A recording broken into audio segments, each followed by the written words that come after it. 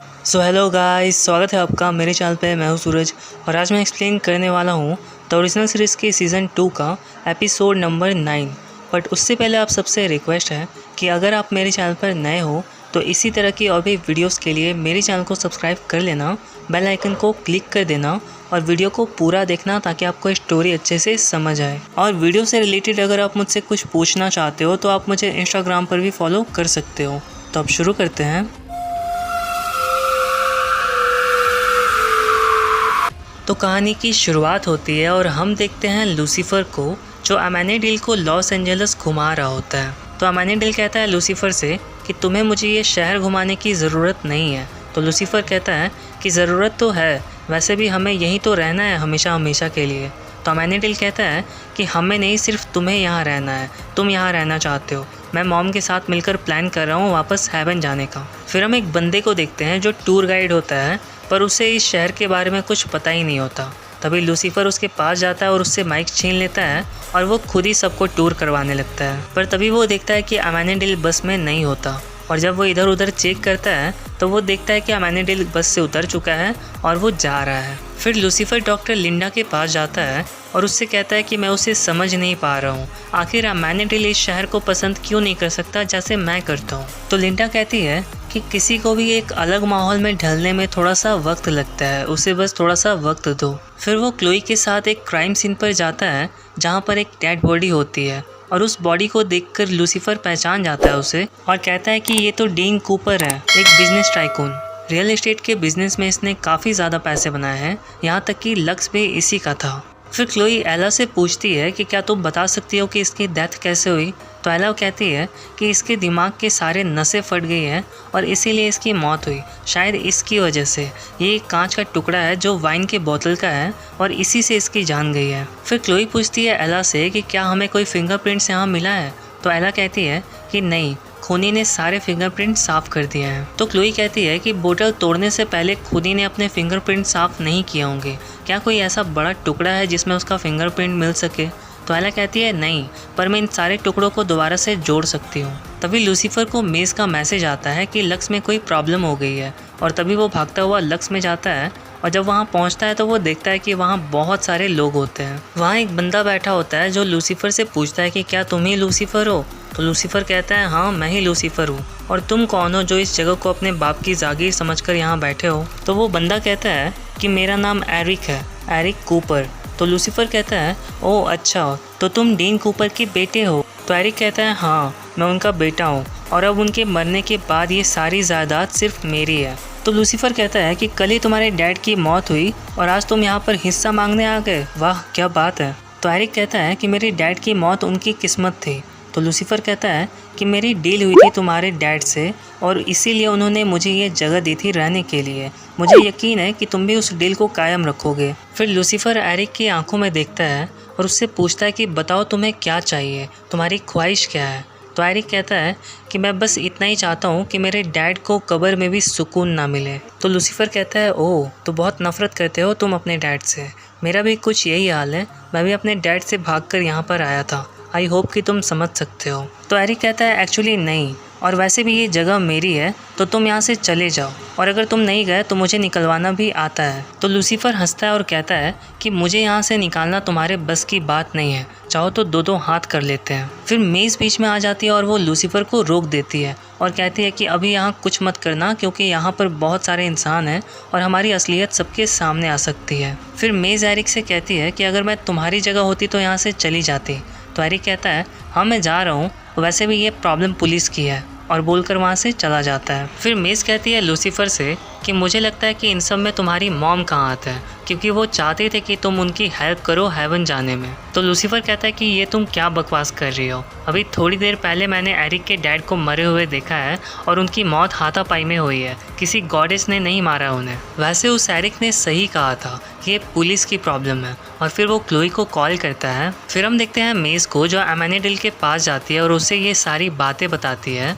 तो अमानीडेल कहता है कि मुझे ऐसा कुछ नहीं लग रहा, क्योंकि हमारी मॉम बहुत अच्छी है, वो सिर्फ हेवन जाना चाहती हैं और कुछ भी नहीं। तभी वहाँ शार्लेट आ जाती है और कहती है कि मुझे बीच में तो नहीं कहना चाहिए था, पर अब मैंने क्या कर दिया है। फिर मेज कहती है शार्लेट से कि मुझे पता है कि ये सब तुमने ही किया है क्योंकि तुम लूसीफर को अपने साथ हेवन लेकर जाना चाहती हो। फिर शार्लेट पूछती है अमेनिडल से कि क्या बात है, तो अमेनिडल बताता है कि इसे लगता है कि आपने ही लक्स के लैंडलॉर्ड को मारा है। फिर शार्लेट कहती है मेज से कि तुम्हें लगता है कि अगर मैंने ये सब कुछ किया भी होता तो तुम्हें कभी पता चलता मेज। फिर मेज स्माइल करती है और कहती है कि मैं पता लगा लूँगी कि आखिर तुम करना क्या चाहती हो, और ये बोलकर वहाँ से चली जाती है। फिर अमेनिडल पूछता है शार्लेट से कि मॉम सच बताना, क्या इस मर्डर में आपका हाथ है? तो शार्लेट कहती है नहीं बेटा, ऐसा कुछ भी नहीं है, पर हमें इसका फ़ायदा उठाना चाहिए। तो अमेनिडल कहता है कि इसका कोई फ़ायदा नहीं होगा मॉम, क्योंकि जब तक वो लक्स की बिल्डिंग वहाँ खड़ी है तब तक वो बिल्डिंग लूसीफर से कोई इंसान नहीं छीन सकता। इधर हम देखते हैं एला को, जिसने उन सारे कांच के टुकड़ों को जोड़ लिया होता है। फिर क्लोई को कॉल आता है लूसीफर का और लूसीफर बताता है क्लोई को कि एरिक ही कातिल है। तो क्लोई कहती है कि हमारे पास उसके खिलाफ कोई सबूत नहीं है, पर हम देखते हैं कि एला ने जिस ग्लास को जोड़ा होता है उस ग्लास में एक फिंगरप्रिंट होता है और वो फिंगरप्रिंट मैच कर जाता है एरिक के फिंगरप्रिंट से। तो एला कहती है क्लोई से कि एक्चुअली हमारे पास उसके खिलाफ सबूत है, एरिक का फिंगरप्रिंट इस ग्लास पर लगे फिंगरप्रिंट से मैच हो गया है। तो क्लोई लूसीफर से पूछती है कि ये तुम्हें कैसे पता? खैर जाने दो, मैं वहीं आ रही हूँ। फिर क्लोई लूसीफर के पास पहुँच जाती है और उससे पूछती है कि बताओ तुम्हें क्या मिला है। तो लूसीफर कहता है कि मुझे पूरा शक है कि एरिक ने ही अपने डैड का खून किया है। आज ही सुबह उसके डैड की डेथ हुई और वो मेरे क्लब पहुंच गया अपना कब्जा जमाने के लिए। तो क्लोई कहती है कि आज ही उसके डैड की डेथ हुई और वो तुम्हारे पास भी पहुंच गया अपना हिस्सा लेने के लिए। तो लूसीफर कहता है हाँ, और इतनी बातें काफ़ी है उस पर शक करने के लिए। फिर एरिक को पकड़ने के लिए लूसीफर और क्लोई जा ही रहे होते हैं, तभी हम देखते हैं कि पीछे से एरिक छत से गिरता है, वो भी एक बड़ी सी कार पर, और ये देखकर लूसीफर और क्लोई बिल्कुल शॉक्ड रह जाते हैं। फिर उसे हॉस्पिटल में एडमिट किया जाता है और एरिक बच जाता है। फिर लूसीफर और क्लोई उससे पूछताछ करने के लिए जाते हैं हॉस्पिटल, तो वहाँ होती है एरिक की वाइफ और क्लोई कहती है एरिक की वाइफ से कि मुझे इसका बयान लेना है और इसके खिलाफ काफ़ी सबूत भी हैं कि इसी ने अपने डैड का खून किया है, यहाँ तक कि हमें इसके फिंगरप्रिंट्स भी मिले हैं। तो एरिक की वाइफ कहती है कि हम सब एक ही कंपाउंड में रहते हैं, तुम्हें तो इसके हाथ के फिंगरप्रिंट्स कहीं भी मिल जाएंगे। तो लूसीफर कहता है कि हम ये भी नहीं भूल सकते कि इसके डैड के मरने के तुरंत बाद ये मेरे क्लब में आया और मुझे ही मेरे क्लब से निकालने की धमकी दे रहा था। मुझे लगता है कि इसे तो बस अपने बाप की जायदाद में सिर्फ इंटरेस्ट है और कुछ भी नहीं। तभी एरिक कहता है कि मेरे डैड ने काफ़ी ज़्यादा कर्जा लिया हुआ था और इसीलिए हमारा बिज़नेस डूब गया, तो मैंने सोचा कि मेरी जितनी भी ज़मीन है उन सबको बेचकर मैं अपना कर्जा चुका दूंगा। पर वो सारी ज़मीनें पहले से ही बिक चुकी हैं क्योंकि मेरे डैड ने सिर्फ पैसों के लिए सारी ज़मीनों को बेच दिया। फिर लूसीफर पूछता है एरिक से कि उन सारी ज़मीनों को खरीदने वाले का नाम क्या है। तो एरिक कहता है कि वो कोई आदमी नहीं औरत है और उसका नाम एलेनोर ब्लूम है। फिर लूसीफर और क्लोई एलेनोर से पूछताछ करने के लिए वहाँ से निकल जाते हैं। इधर हम देखते हैं शार्लेट को, जो एक बंदे से मिलती है जो पेशे से एक वकील होता है। शार्लेट उससे कहती है कि मुझे तुम्हारे क्लाइंट पैट्रिक और नील की हेल्प चाहिए अपने बच्चों को यहाँ से लेकर जाने के लिए।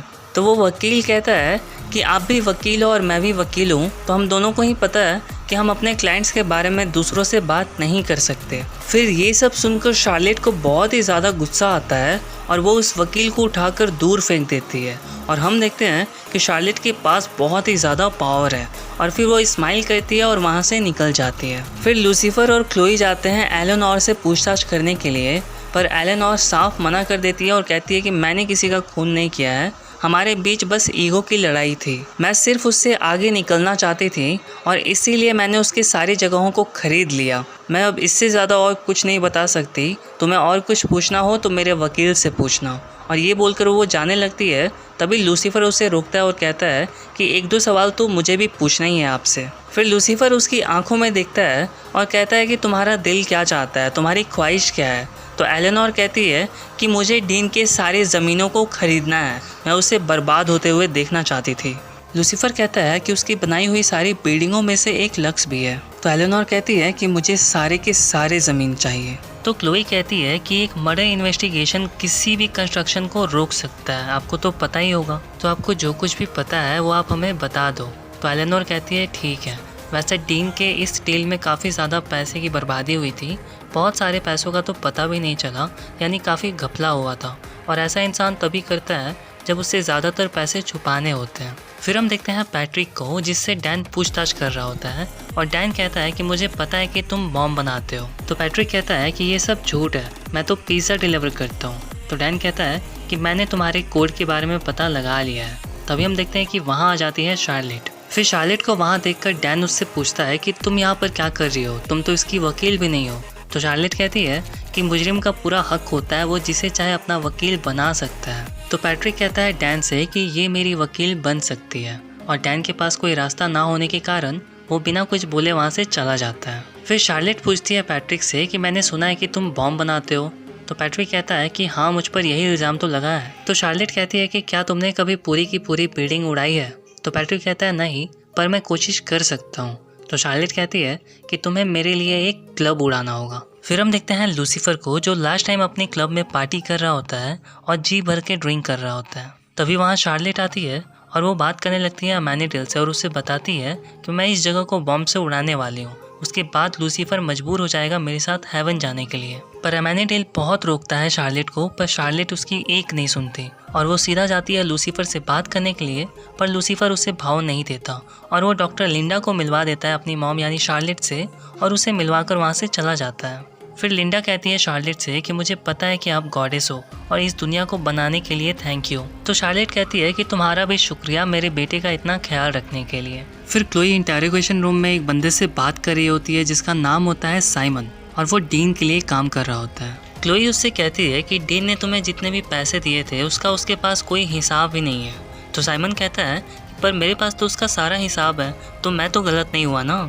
तो क्लोई कहती है कि तुम्हारे क्लाइंट्स हिसाब क्यों नहीं रखते हैं, उन्होंने जितने भी पैसे दिए होते हैं तुम्हें। तो साइमन कहता है क्योंकि ये सीक्रेट है, आप मुझे पेशेवर लालच देने वाला कह सकती हो। मेरा काम सिर्फ इतना होता है कि मैं लोगों के बारे में पता लगाता हूँ कि कौन भरोसा करने लायक है और कौन नहीं। फिर वहाँ डैन आता है जो बताता है कि लक्स में एक गैर कानूनी पार्टी चल रही है, और क्लोई ये सुनते ही अपने सारे ऑफिसर्स के साथ वहाँ के लिए निकल जाती है। इधर हम देखते हैं लूसीफर को, जो अपने क्लब में पार्टी कर रहा होता है।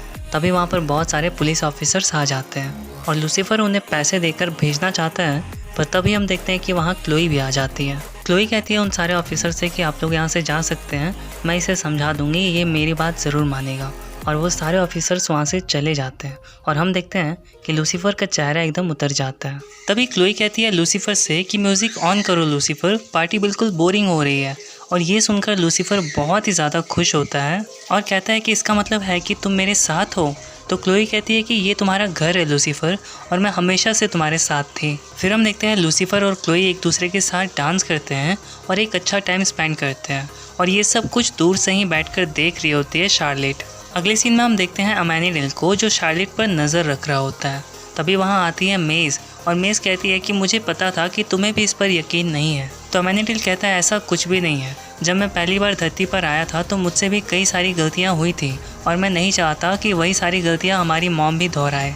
तभी हम देखते हैं कि शार्लेट से मिलने के लिए डैन वहाँ पर आता है, और डैन को वहाँ देखकर अमेनिडल और मेज़ दोनों ही शॉक्ड रह जाते हैं। फिर हम देखते हैं लूसीफर और क्लोई को, जो सीधा जाते हैं साइमन के पास, और क्लोई उससे पूछती है कि डीन ने तुम्हें पैसे क्यों दिए थे, किस पर नज़र रखने के लिए दिए थे।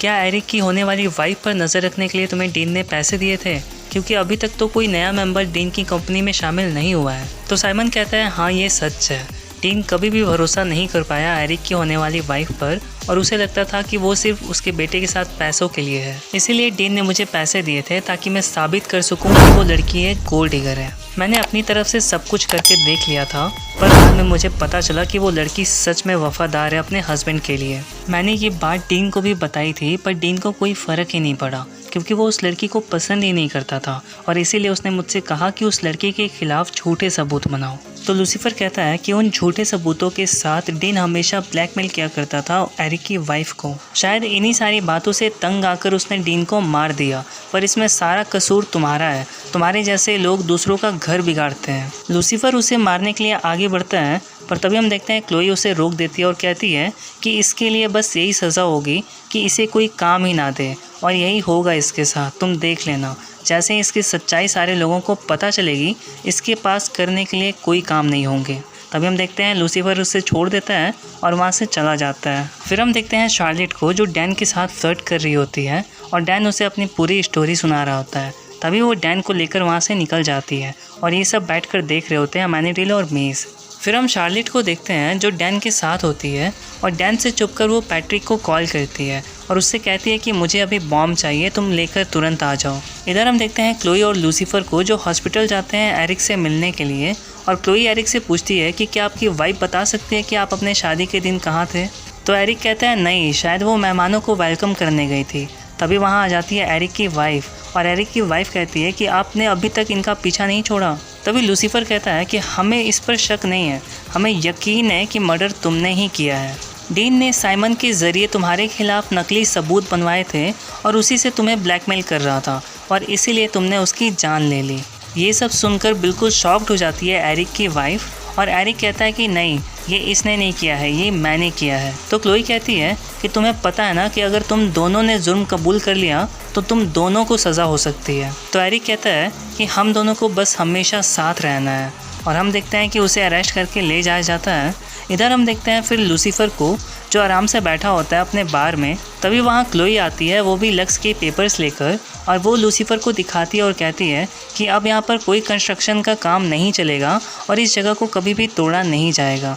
यानी कि उसने लूसीफर का घर बचा लिया होता है और इसी बात से खुश होकर लूसीफर क्लोई को इनवाइट करता है रात को डिनर करने के लिए। फिर लूसीफर जाता है लिंडा के पास और उससे कहता है कि वैसे तो मैं हमेशा सब पर एहसान करता रहता हूँ, पर आज किसी ने मुझ पर एहसान कर दिया है। तो लिंडा कहती है कि हम इंसान हमेशा एक दूसरे की मदद करते रहते हैं। मुझे पता है कि क्लोई तुम्हें पसंद करती है और तुम भी क्लोई को बहुत पसंद करते हो, इसीलिए तुमने उसे अपना कभी असली चेहरा नहीं दिखाया क्योंकि तुम्हें डर है कि अगर वो तुम्हारे बारे में जान गई तो पता नहीं कैसा रिएक्ट करेगी, हो सकता है तुम्हें छोड़ के चली जाए। और ये सब सोचकर लूसीफर बहुत ही ज़्यादा टेंशन में पड़ जाता है और इधर क्लोई उसका वेट कर रही होती है होटल में और लूसीफर वहाँ पर नहीं आता। फिर क्लोई वहाँ से गुस्से में निकल जाती है और अपने कार के पास जाती है। तभी हम देखते हैं कि उसकी कार के नीचे बॉम्ब लगा होता है और फिर वहाँ आती है शार्लेट। उसके हाथ में उसी बॉम्ब का रिमोट कंट्रोल होता है और वो उस बॉम्ब को ब्लास्ट करने ही वाली होती है। तभी ये एपिसोड यहीं ख़त्म हो जाता है guys. Thank you so much for watching guys. मुझे इंस्टाग्राम पर भी फॉलो कर लेना। वीडियो अच्छी लगी हो तो लाइक शेयर ज़रूर करना। अब मिलता हूँ आपसे अगली वीडियो में, तब तक के लिए बाय बाय।